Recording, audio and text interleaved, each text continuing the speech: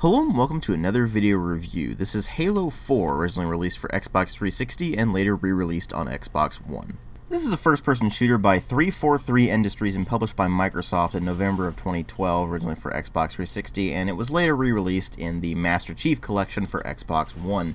And it was kind of a big event for Microsoft. I mean, they had a whole live-action film going up before it called Forward Unto Dawn, and it has become the start of a presumably new trilogy, but who knows whether it's going to be a trilogy or just keep going on and on down the line. And predictably, it sold like hotcakes. I mean, people just lapped this thing up like crazy. And then there were the fans who complained about it, complaining that it was too Call of Duty-ified and things like that. But really the question becomes, does this thing fall into the same trap that Halo 2 and 3 did, which is that they didn't really have anything to grasp onto in terms of plot threads, so they just kind of threw together a bunch of garbage, and you ended up having extremely pathetic games as a result? Or does it go the more Reach route and actually present a very competent first-person shooter, and people who are complaining about it are really just complaining that it's not the same as Halo 2 and 3, or who really knows at this point. But ultimately what I'm really concerned with more personally is, how is this compared to Reach? Because Reach is the first game in the Halo series since the original game that I actually liked playing. Well, as far as the presentation goes, it's definitely a very big step up over the previous games in the series. This thing just looks leagues ahead of them. And that does come with some performance problems here and there. Keep in mind, I do have the Xbox 360 version, not the Master Chief Collection version. So that's going to color some of this review, but ultimately it's just really impressive that they managed to eke out such surprisingly good graphics out of the Xbox 360. And by the time this game came out, that console was just painfully out of date. So the fact the modeling is so well done, that the animations are so smooth and fluid, and the texture work is surprisingly good is just, frankly, surprising. That said, the new visuals that they throw in there are very clean and very, very much sci-fi. So instead of the somewhat more gritty stuff you had in the previous games in the series, you now have very much the typical sci-fi corridors and shiny things that are just all over the place, lots of bright lights on things and such like that. So it's definitely lost a lot of that kind of Halo grit, but at the same time, they tried to make it make sense in terms of its plot and such like that, but I'll get to that more later on. So visuals are definitely a big improvement. Sound design is about the same as the previous games, but with one notable exception, which is that you don't have Martin O'Donnell and Michael Salvatore doing the music for this one. And it shows. The music in this thing feels absolutely nothing like the Halo games. Absolutely nothing whatsoever. It's not necessarily a bad thing, because the soundtrack is still pretty solid stuff for the most part, but it did kind of lose some of that charm that the classic Halo soundtracks provided. So it feels like they're trying to go for a completely different direction just from the soundtrack itself with the new Halo games. So we'll see where that goes from here on out. And then of course there's the voice acting, which is just as good as it's always been, but with one notable change.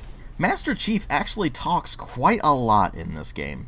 Now, he's still saying his very short to-the-point sentences for the most part, but he says a lot more in this game. To give you an example, he pretty much says more in the first mission alone than he does in the entirety of the previous games in the series, combined.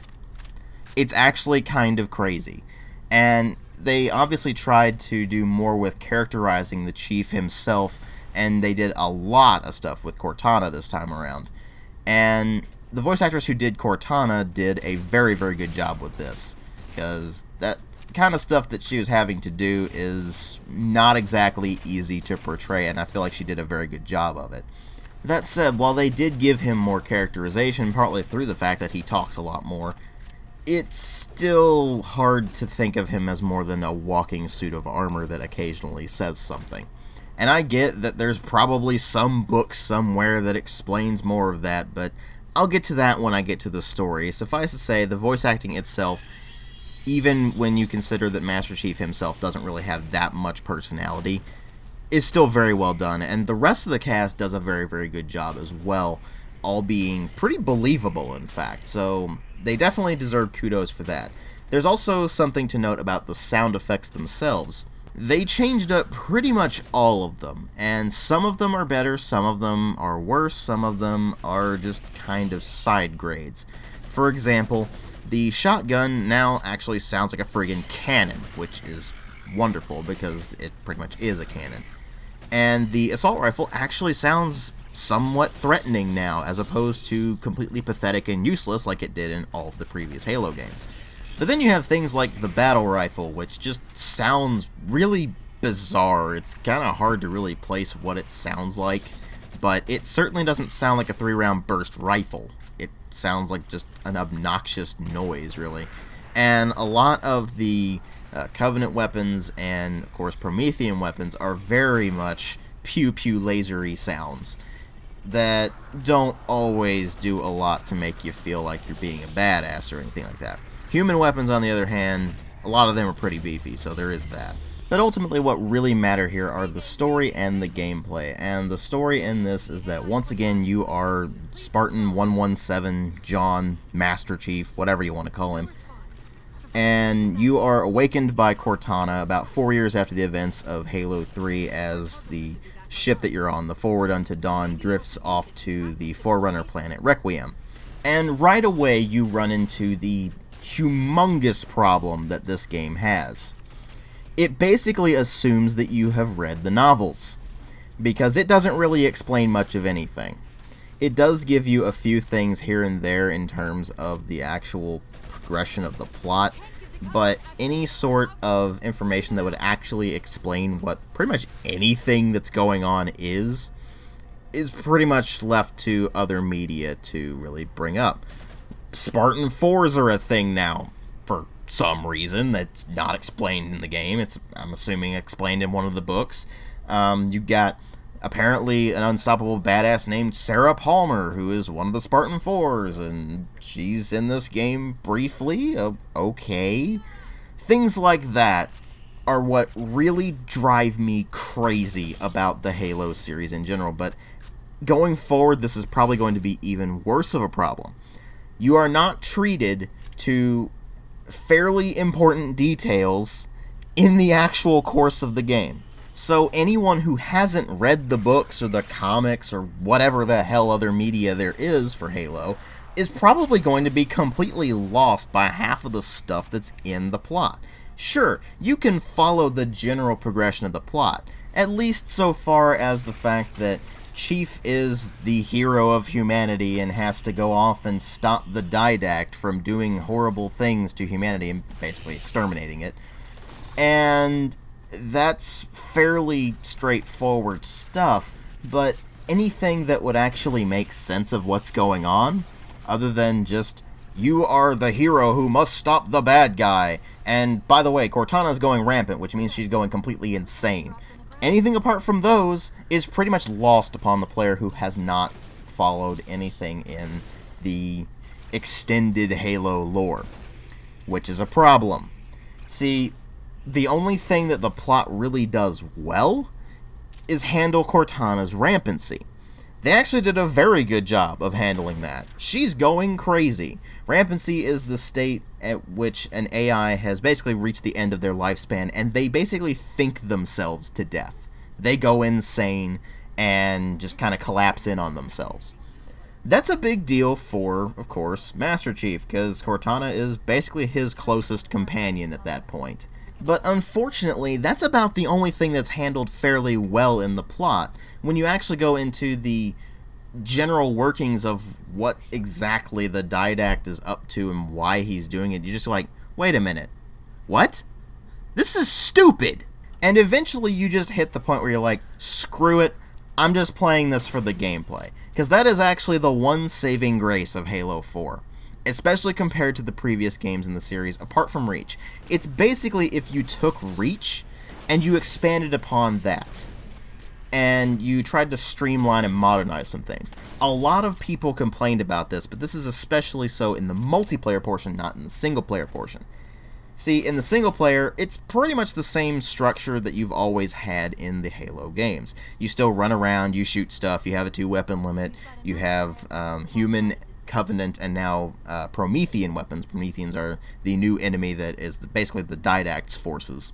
And they all have unique weapons that each have their own quirks and things like that. For example, the binary rifle that the Prometheans get will basically kill anything in one hit, but if you actually use the scope function, then it actually projects a couple of lasers that are supposedly there to help you sight things in. You don't actually see it when you scope in, but it basically gives away your position incredibly easily, so that's pretty important in the multiplayer, not so much in the single player. And another interesting one is the light rifle, which has pretty much a 3-round burst capability if you're just firing it normally, but if you scope in, it fires a single concentrated beam that's actually a lot more powerful.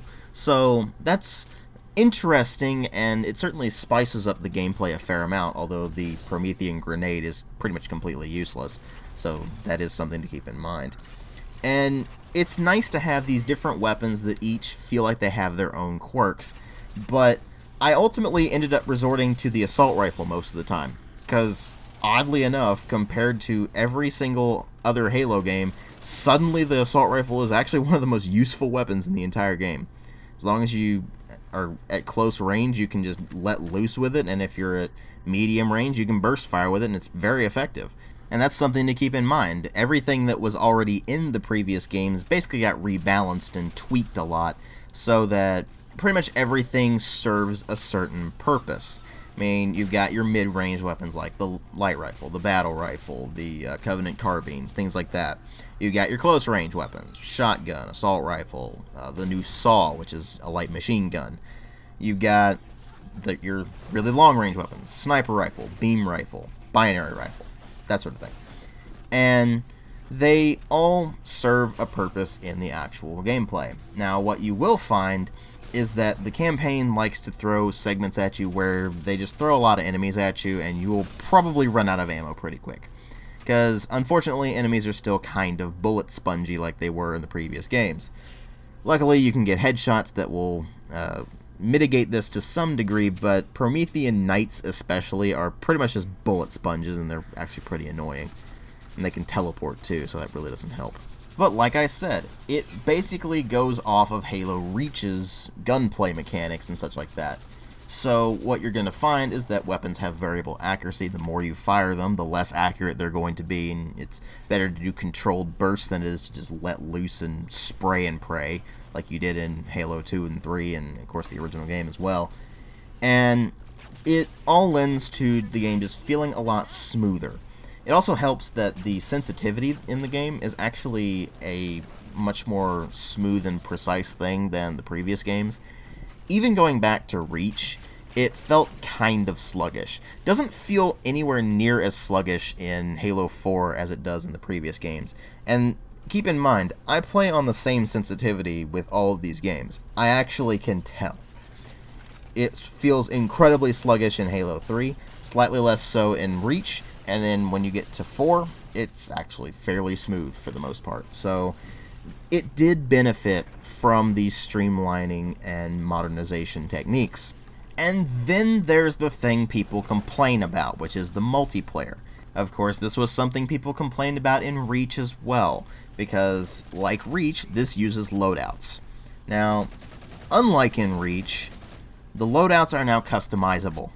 And as you go through the ranks, in the previous game, Reach, you would just basically get access to new armor bits to make yourself look more cool. In Halo 4, not only do you get new armor bits and such like that, but you also get unlock tokens that you can then spend on equipment, on various perks that you can get, things like that to customize your loadout.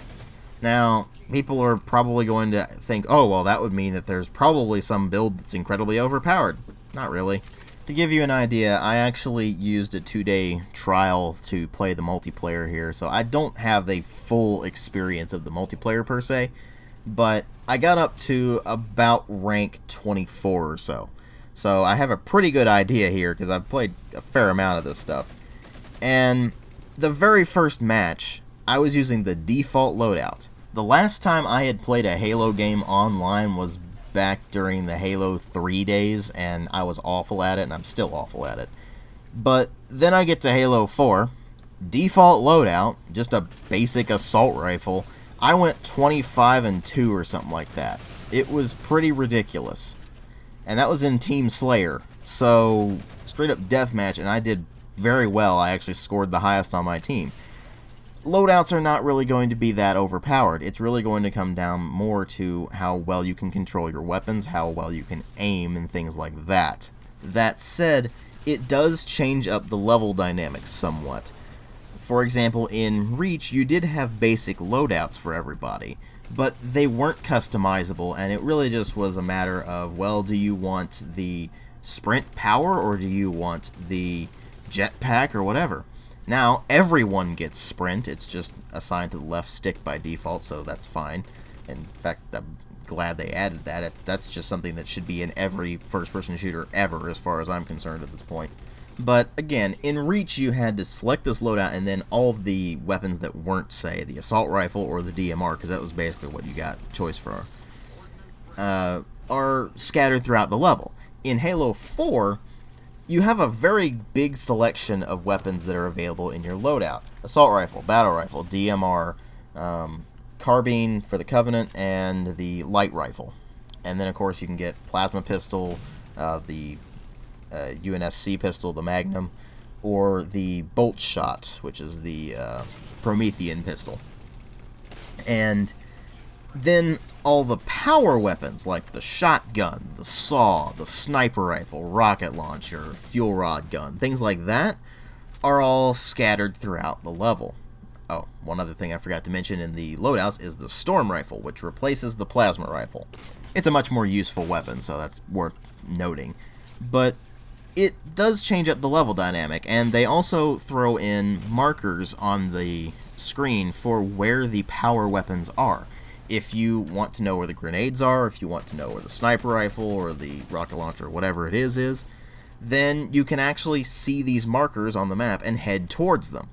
This creates some interesting level dynamics, and you will find that a lot of it is going to be spent fighting over the power weapons, which is pretty much exactly how the previous Halo games were, only the difference with this is that they just throw in this loadout mechanic.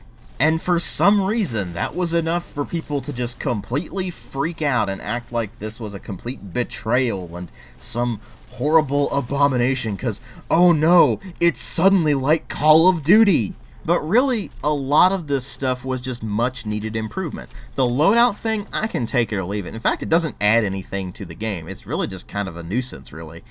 So they could remove the loadout mechanic entirely, just leave it entirely up to, well, select jetpack or hologram or whatever it may well be, and just go forth and fight it out over the arena. That would be perfectly fine. In fact, I think that would be better, but it's still Halo. And why people act like the loadouts completely ruined the game is beyond me, because they don't. I've never run into any problems with that, and quite literally, I never use my suit power. I was one of those guys who, when I did play Halo Reach online, which coincidentally was during the same 2-day trial that I was playing Halo 4, I was one of the guys who basically did nothing but use the sprint function, and I did just fine. So I really get the feeling that a lot of the vitriol for this game was just a matter of, well, it's not the same. And people just like the same. This thing tried to change things. It tried to modernize. It's definitely a new direction for the Halo series. But it still plays a lot like Halo. Still has the same core design philosophy. The difference is that they improved a lot of the mechanics and then introduced a couple of things that frankly don't really have much reason to be in the game, which is, of course, the loadouts. There's also something called Spartan Ops, which is solo or co-op missions, pretty much like Firefight mode was in a couple of the previous games. But this time it's actually organized into chapters and acts and things like that, so it sort of kind of forms a cohesive plot. I didn't really play much of that because it honestly dragged on and on and on, and I just got tired of playing it. So I don't really know how it goes from there, but it's pretty much just a co-op mode, and it's worth trying out, I guess. Things from the previous Halo games return. You still got Forge, you still got Theater mode, and so it's still very much a Halo game. Even though it's a new developer, a very unproven developer. This was their first game. And for a first effort, they did a really good job. Well, if I take it more on the gameplay side of things than I do on the plot side of things. The plot in the game is just frankly kind of awful. Apart from the whole Cortana going rampant bit, they just didn't do anything that was particularly compelling or interesting. But the gameplay, it's solid. I can't really complain too much about the gameplay, actually, which is pretty impressive considering how much I couldn't stand playing Halo 2, 3, and ODST. Is it amazing? No. It's just a very solid first-person shooter, and I can recommend it on that basis alone. But if you're a Halo fan, you'll probably get a lot more out of it, because you've probably read the novels, you've probably read the comics, you probably know exactly what's going on. Meanwhile, someone like me, who is just mostly going off of game experience as opposed to actually having read any of the stuff, the only things I've read are a couple of comics that came in a loot crate once. So those are really only related to a side story with Sarah Palmer. That doesn't really help me out any. And so with that kind of experience, if you've just played the games and nothing else, you're probably going to be lost on a lot of the stuff like I was. So it's something to keep in mind. But as far as the gameplay goes, it's a solid game, which ultimately is incredibly surprising to me. I was not expecting to enjoy Halo 4. In fact, I was expecting I'd probably hate it. And then I played it, and lo and behold, I actually had a fair amount of fun with it. Again, it's not an amazing game, but particularly if you can pick it up on sale, I'd say it's definitely worth a play. I give it a 3.5 out of 5. Thanks for watching.